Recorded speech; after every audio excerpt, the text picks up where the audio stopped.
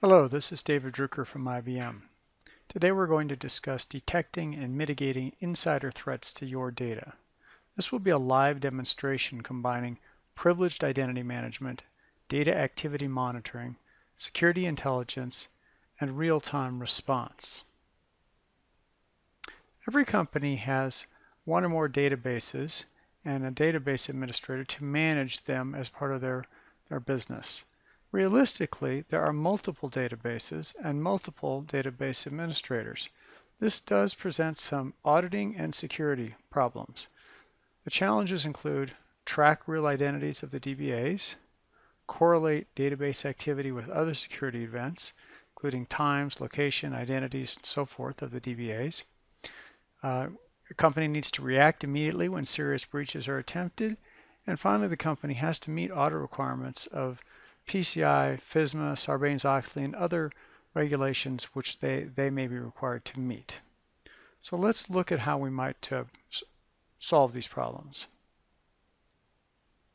Let's look at our demonstration scenario. We have an online bank, Altoro Mutual, which uses an application server as its main banking application.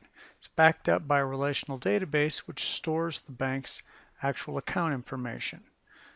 In this scenario, we're going to show that a database administrator using a console can access the database to view and potentially change the data in the database. We have two security mechanisms in this first scenario. We have a Guardium data activity monitor watching the database for activity. It's alerting only, and it sends the results of those alerts to QRadar Security Intelligence for analysis and comparison with the login data from the database admin console. This is the login page for Altoro Mutual. I'm going to log in as the bank's administrator.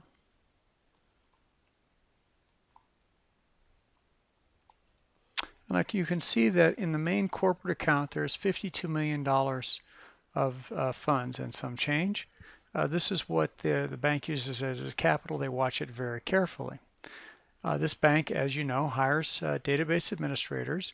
One particular database administrator uses the DB login name of DB2admin, and by clicking that icon they get logged into the bank's system. From this point they can view the data in the database running this database query and see, for instance, the same number, $52 million in the admin account and some other funds in the other customers' accounts.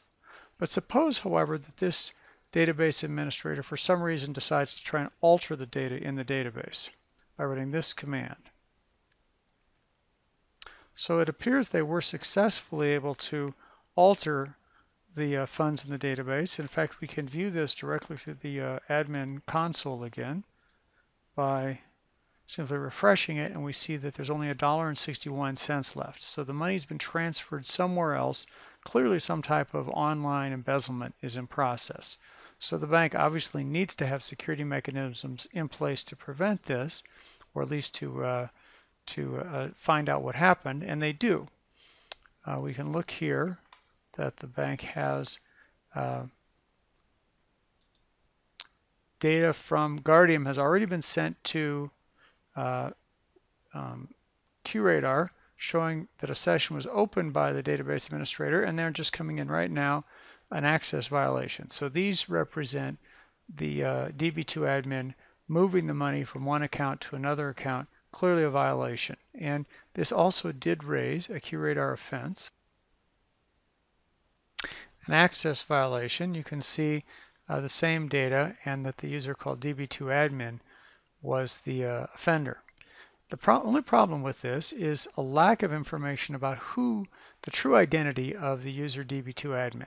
This is where privileged identity management makes a huge difference. Let's look at the system with that enhancement.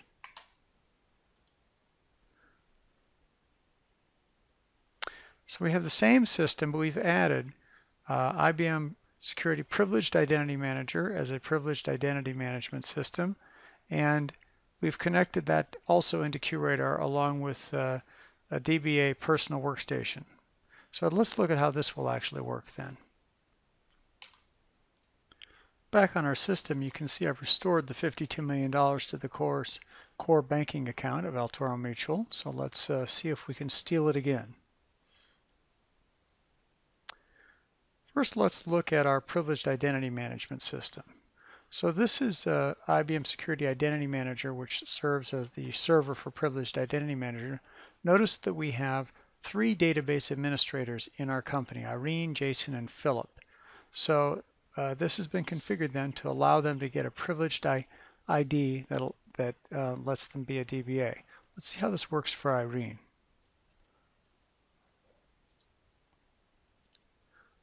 This is Irene's personal workstation. If she wants to do database administration, she clicks on this putty link and gets a login prompt, but instead of logging in directly, she gets this pop-up that says, do you want to use shared credentials? She says yes. She gets an additional prompt asking if she agrees to have her activities recorded. Privileged Identity Manager has a full session recorder, which allows the company to audit activities later, and so in order to do her work, she has to agree to that.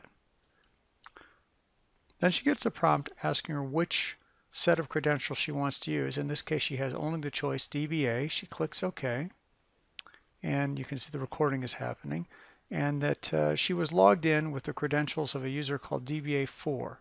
Notice that she did not see the password, and in fact, she never will know this password. Password gets changed every time it's used. So Irene can do very similar activities to the other DBA. She can view accounts, which she might need to do to pull reports for auditors, so she can see the same balances. However, if she tries to run that same script, do steal money, she gets an error. The error actually happened because Guardium Data Activity Monitor has a blocking policy that says if a user that checks out a privileged credential attempts to alter the database as opposed to simply view it, then that activity is not only monitored and there's an alert, but is blocked. So we actually have already prevented Irene from trying to alter the accounts. And so the embezzlement's been prevented immediately without even any further intervention. If we wait just a few seconds longer, we see Irene's window, in fact, disappears. So she has been terminated from that shell session entirely. Irene doesn't want to give up, so she clicks this link again, gets the login prompt with the shared credential pop-up, says yes, agrees to the recording, but this time she doesn't even get logged into the system. She gets this error message saying empty roles list. This means that she has been removed from the role that allows her to be a database administrator. Let's actually confirm that. If we go back here and refresh the search, you see that Irene is no longer a DBA at this company. So in order to prevent any further activity until there can be a full investigation, we have temporarily or possibly permanently removed Irene from the role of being a database administrator.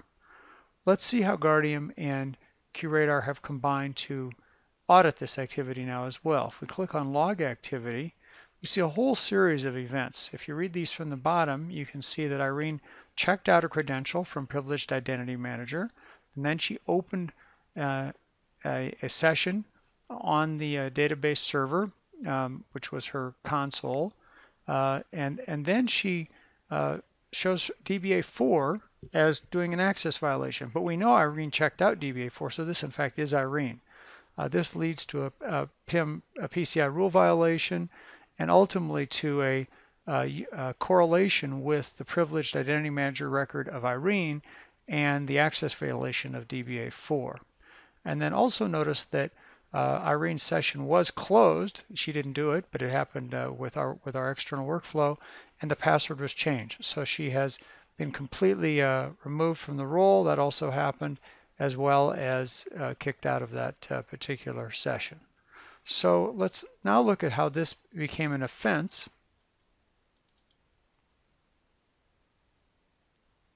So QRadar also created a chained offense in this. So the access violation, which was detected by Guardium, is followed by the user correlation event, and that becomes the chained offense and tells the analyst immediately everything about what happened.